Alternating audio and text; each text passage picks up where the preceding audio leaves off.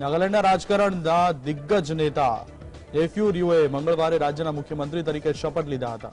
રાજધાની કોહિમામાં આયોજિત સમારોહમાં રાજ્યપાલ ગણેશે તેમને શપથ લેવડાવ્યા હતા. તેમણે 5મી વખત સીએમ પદના શપથ લીધા હતા. શપથ ગ્રહણ સમારોહમાં પીએમ નરેન્દ્ર મોદી, ગૃહમંત્રી અમિત શાહ, ભાજપના રાષ્ટ્રીય અધ્યક્ષ જેપી નડ્ડા અને આસામના સીએમ હેમંત બિસ્વા શર્મા સહિત ભાજપના દિગ્ગજ નેતાઓ હાજર રહ્યા હતા. નાગાલેન્ડ વિધાનસભાની ચૂંટણી 2023માં રાજ્યની નેશનલ ડેમોક્રેટિક પ્રોગ્રેસિવ પાર્ટી એટલે કે એનડીપીપી અને બીજેપીના ગઠબંધનને બહુમતી મળી. એનડીપીપીએ 40 અને 20 બેઠકો પર ચૂંટણી લડી હતી. ચૂંટણીમાં એનડીપીપી અને ભાજપે અનુક્રમે 25 અને 12 બેઠકો જીતી હતી.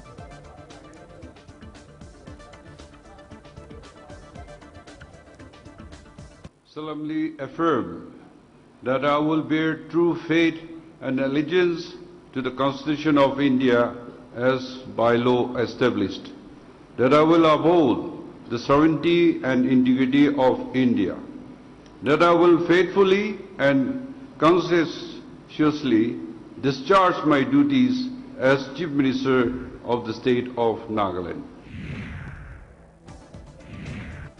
કોનરાડ સંગમાએ બીજી વખત મેઘાલયના સીએમ તરીકે શપથ લીધા છે. તેમના સમારોહમાં પીએમ મોદી, ગૃહમંત્રી અમિત શાહ સહિત ભાજપના દિગ્ગજ નેતાઓ હાજર રહ્યા હતા. મેઘાલય વિધાનસભા ચૂંટણી 2023 માટે 27 ફેબ્રુઆરીએ મતદાન થયું હતું. ત્રિપુરા અને નાગાલેન્ડની સાથે કોનરાડ સંગમાની નેશનલ પીપલ્સ પાર્ટીએ 26 બેઠકો જીતી હતી. રાજધાની શિલોંગમાં કોનરાડ સંગમાની સરકારના શપથ ગ્રહણ સમારોહમાં 2 ડેપ્યુટી સીએમએ શપથ લીધા હતા. પ્રેસ્ટન ટાઇન સોંગ અને સ્નીવ બાલંગદરને મેઘાલયના ડેપ્યુટી સીએમ બનાવવામાં આવે છે. અબુ તાહિર મંડલ, કિરમેન શાયલા, માર્કિરવર્સ અને સંગમાએ મેઘાલય સરકારમાં મંત્રી તરીકે શપથ લીધા છે. આ સાથે એલેક્ઝાન્ડર લાલુહેક, ડોક્ટર એમ્પેરિન લિંગદો, પોલ લિંગદો અને કમિંગન યામ્બોન શકલિયર વર્ઝરીએ પણ મંત્રી તરીકે શપથ લીધા. Primarily to ensure that overall infrastructure improvement is there. We are working very hard towards the social sectors improvement like health and education and social welfare. And of course, we are giving a lot of importance to the youth, especially when it comes to employment issues and the livelihood issues. So those are going to be one of the main concerns and areas where this government is going to focus on.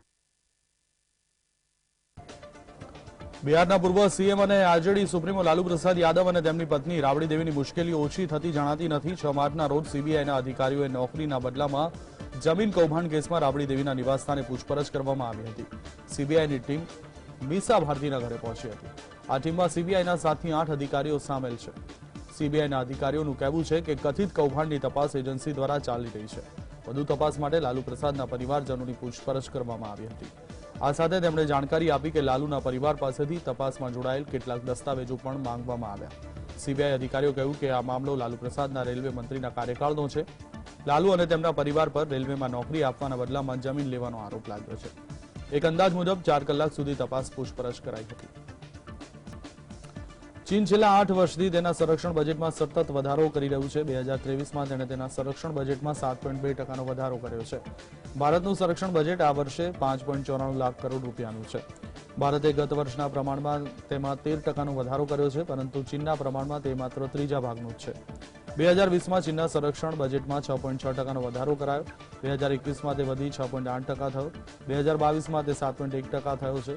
ચીનની યોજના છે કે તે તેની સેનાઓને વિશ્વ સ્તરીય બનાવે અને દુનિયાના કોઈ પણ દેશમાં જઈ વિજયી બને.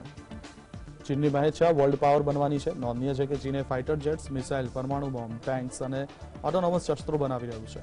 આ શસ્ત્રો સૌથી ખતરનાક છે. ચીન અત્યાધુનિક બોમ્બર બનાવી રહ્યું છે, જેનું નામ છે ઝિયાન H-20.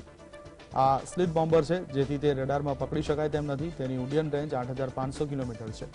તેમાં ભારતના તમામ શહેરો આવી જાય છે. તે અમેરિકાના પશ્ચિમી તટને પણ આવરી લઈ શકે તેમ છે. તે ગ્વામ અને હવાઈ ટાપુને પણ આવરી લઈ શકે તેમ છે.